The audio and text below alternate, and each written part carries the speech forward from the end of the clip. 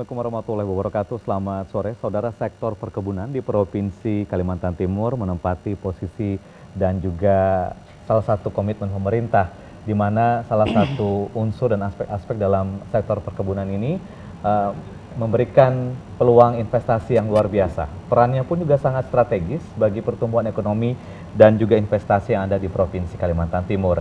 Bagaimana sebenarnya ruang gerak dari sektor perkebunan yang ada di Provinsi Kalimantan Timur? Ada banyak sekali masalah-masalah yang juga hadir dalam masalah perkebunan ini, dan nanti kita akan membahasnya secara lebih komprehensif di studio TVRI Kalimantan Timur dalam dialog PWI Mencari Solusi yang terselenggara atas kerjasama PWI Provinsi Kalimantan Timur bersama TVRI Stasiun Kalimantan Timur. Dan di studio telah hadir, yang pertama saya akan sapa, beliau adalah Kepala Dinas Perkebunan Provinsi Kalimantan Timur, Ibu Hajah Etnawati. Selamat sore Bu Etnawati. Selamat sore, Assalamualaikum warahmatullahi wabarakatuh. Waalaikumsalam. Dan bersama kita Sekretaris PWI Kaltim, Bung Intoniswan. Selamat sore Bung Intoniswan. Selamat sore, Assalamualaikum warahmatullahi wabarakatuh. Waalaikumsalam. Dan juga Kepala Bidang Produksi Perkebunan Dinas Perkebunan Provinsi Kalimantan Timur, Bapak Haji Sukardi. Selamat sore Pak Sukardi. Selamat sore, Assalamualaikum warahmatullahi wabarakatuh. Ya, waalaikumsalam. Dan pemirsa, kami tentu saja masih mengundang pemirsa untuk ikut bergabung bersama kami di layanan telepon yang kami sediakan, yaitu 0541737005, 0541737005. Dialog PWI Mencari Solusi membahas mengenai prospek sektor perkebunan di Provinsi Kalimantan Timur dan seluk-beluknya. Baik, Bu Etnawati, sektor perkebunan sampai sejauh ini seperti apa, kalau bisa dituliskan dalam angka begitu, ataupun juga dalam persentase, atau seperti apa tingkatannya sekarang? Baik, tentu sektor perkebunan di Kalimantan Timur ini kalau kita ikuti dalam perkembangannya, yang mana sudah diekspos kami ya, pencapaian 1 juta hektar itu pertama-tama saya menganggap bukan keberhasilan kami, tetapi itu adalah keberhasilan kami dengan mitra kami, baik itu swasta maupun petani. Jadi pemerintah, swasta, dan masyarakat. Nah, di dalam pembangunan perkebunan di Kaltim ini, apa yang dikenal dengan bahwa Kaltim adalah suatu daerah yang cukup kondusif untuk berinvestasi, atau dikenal dengan regional champion. Mungkin kalau tidak salah di BKPM itu kita menduduki posisi nomor 2 untuk PMDN, dan yang ketiga untuk PMA-nya. Nah, tentu dalam hal ini karena di Kaltim ini kalau kita lihat kondisinya, baik itu dari sisi lahan maupun iklim, itu merupakan anugerah Tuhan yang tidak kita sia-siakan. Paling tidak untuk komoditi perkebunan itu ada 5, yaitu kelapa sawit, karet, kakao, lada, dan kelapa dalam. Namun yang lagi menggeliat saat ini yaitu tanaman kita adalah kelapa sawit dan karet. Nah, itulah suatu anugerah yang tidak kita sia-siakan, kita sambut dengan baik, karena tanaman perkebunan ini menghendaki, khususnya sawit, pada posisi lintang utara dan lintang selatan itu sangat pas, yaitu dengan iklim yang cocok, tanahnya juga sangat pas untuk dikembangkan tanaman keras. Di Kaltim ini ya? Kaltim. Baik, berarti memang sektor perkebunan prospeknya luar biasa, maju begitu ya Bu Etnawati. Ya, saya ke Bung Intoniswan. Kalau dari sisi jurnalistik, sebenarnya permasalahan perkebunan ini kita lihat memang tidak bisa dilihat dari satu aspek saja. Kayak masalah lahan misalnya begitu Bung Intoniswan. Kalau melihat dari sisi Anda sebagai seorang jurnalis, Bung Intoniswan. Ya, kita dari jurnalis melihat dari semua sisi juga ya. Kalau dari sisi ekonomi kerakyatan ya, kita pernah lihat yang pertama kali kan di Pasir ya Pak. Itu cukup kokoh ya. Saya melihat ekonomi kerakyatan itu yang paling kuat itu di Pasir. Karena ada sawit memang pertama kali dikembangkan di sana ya. Jadi rata-rata sekarang di Pasir itu masyarakat itu di pedesaan itu punya dua penghasilan ya, dari sawit, dari usaha jasa sehari-hari ya, dan secara ekonomi bagus ya. Kemudian yang kita lihat terakhir ini kan adalah program perkembangan kebun sawit ini rupanya belum ditopang oleh pemerintah kabupaten kota, kabupaten yang kuat dalam urusan sosialisasi ya, sehingga dampak-dampak sosialnya baik itu yang sifatnya positif maupun negatif, kadang-kadang masih banyak kita temukan dampak-dampak sosialnya seperti gangguan-gangguan sosial. Yang sebetulnya yang kami lihat itu ini persoalan ini karena kurangnya sosialisasi dari pemerintah kabupaten terhadap masyarakatnya sendiri tentang sawit ini sendiri. Dan kita Pak juga mendengar itu banyak juga oknum dari kelompok-kelompok tertentu yang menunggangi masalah konflik sawit ini dengan masyarakat. Kalau saya sendiri tidak melihat itu, kami melihat itu bukan konflik sebetulnya, tapi start awalnya yang kurang sosialisasi oleh pemerintah kabupaten terhadap masyarakatnya sendiri. Secara umum sekarang sawit paling kuat di Kaltim ya Bu, dibandingkan harga batu bara, harga sawit dalam hal satuan ton paling lebih tinggi. Lebih tinggi. Begitu. Batu bara cuma $65, sawit berapa Bu? $1.700 per kilo kan? Berarti 17 juta satu ton ya. Nah, tapi batu bara cuma 650.000 satu ton ya. Jadi kita berharap ini sawit ini selain pengembangannya ke depan juga diteruskan ya dengan memperhitungkan dampak-dampak sosialnya itu mungkin yang lebih penting ke depan ya. Baik ya. Pak Soekardi, kalau melihat prospek yang memang disampaikan tadi, memang ada nilai optimis bahwa memang perkebunan di Kaltim ini sebenarnya bisa membawa angin segar pasca migas begitu. Dan apa sebenarnya yang menjadi istimewanya kelapa sawit ini sendiri kalau menjadi primadona dari sektor perkebunan kalau menurut Pak Soekardi? Baik, terima kasih. Seperti kita ketahui bersama bahwa sebelum kita ke situ mungkin kita cerita tentang visi kita.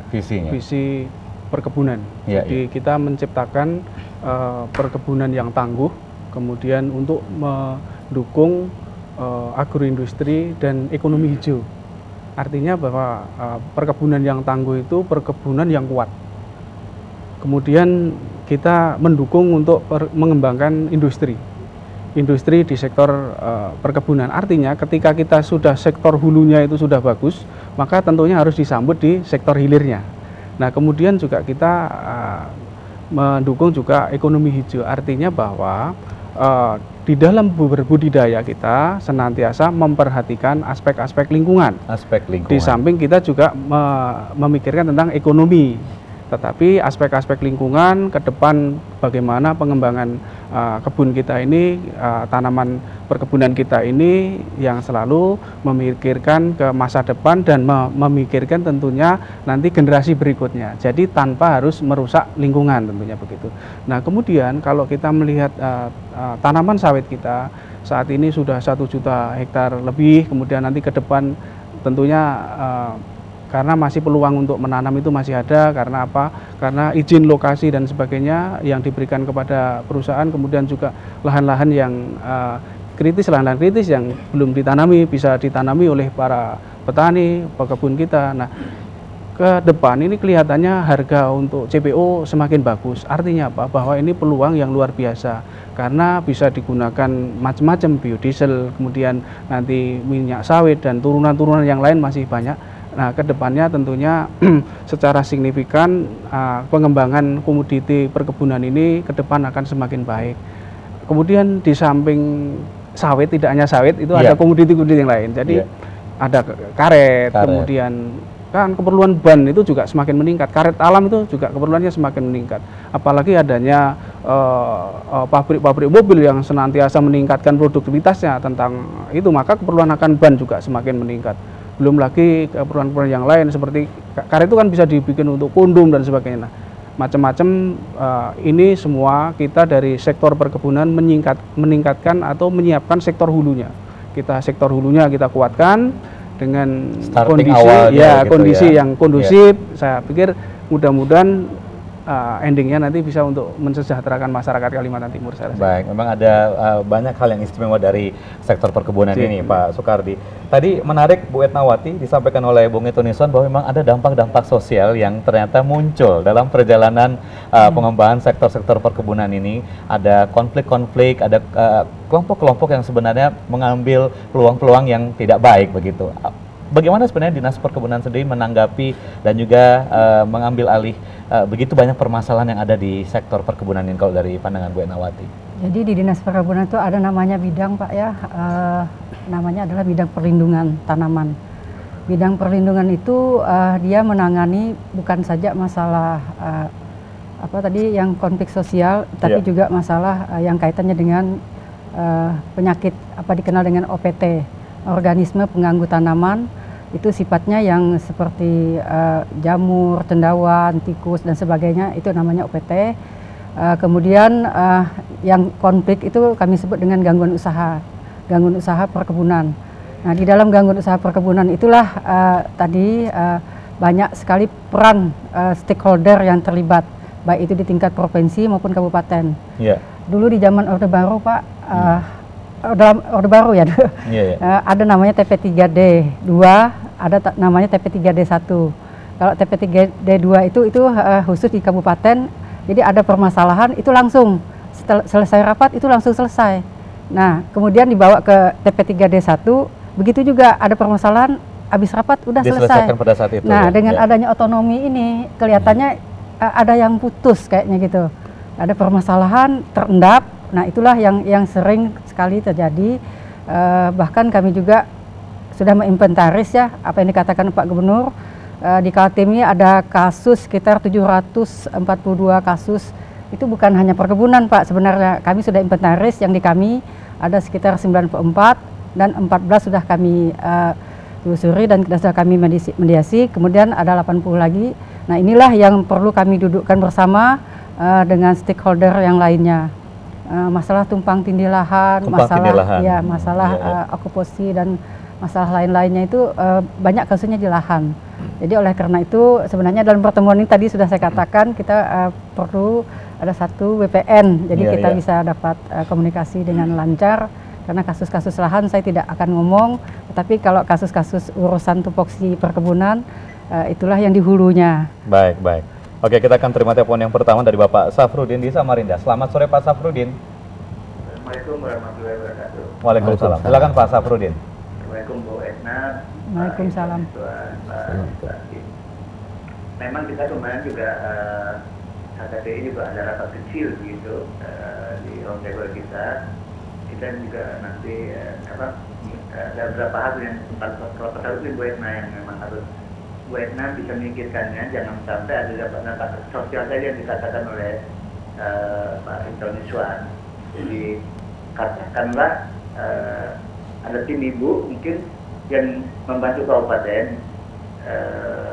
kita tidak bisa cuma tidak ini bisa plasmanya apa benar plasma ini sangat baik, apa benar plasma ini sudah meningkatkan income petani, jangan sampai nanti ada petani-petani yang jual plasmanya karena mungkin dia kekurangan tenaga atau ketiadaan pembeli di sana dan dijual dengan harga murah. Itu juga saya kira perlu evaluasi Pak tadi itu juga kemarin harganya juga rapat tapi belum kita eksporkan, cuma kita berpikir disebut bisa masuk disebut kabupaten. Memang tidak ada ketiga di dua tiga satu tapi adalah bagaimana disebut tiga satu masuk ke sana untuk mengevaluasi gitu Bu. Dan pertama yang masih bincang juga adalah persoalan sawit dengan lingkungan. Saya kira juga perlu kita pecahkan bersama. Yang sampai nanti ekspor SPO kita itu terhambat di luar negeri. Kami di luar negeri itu menganggap bahwa kita membuka hutan yang dia nggak, mungkin luar negeri nggak paham bahwa kita ada KBN, ada KBK dan sebagainya. Dianggap bahwa sawit itu sangat di area hutan yang dianggap merusak lingkungan. Saya kira itu baiknya. Dan pasti yang betul dengan Pak Iton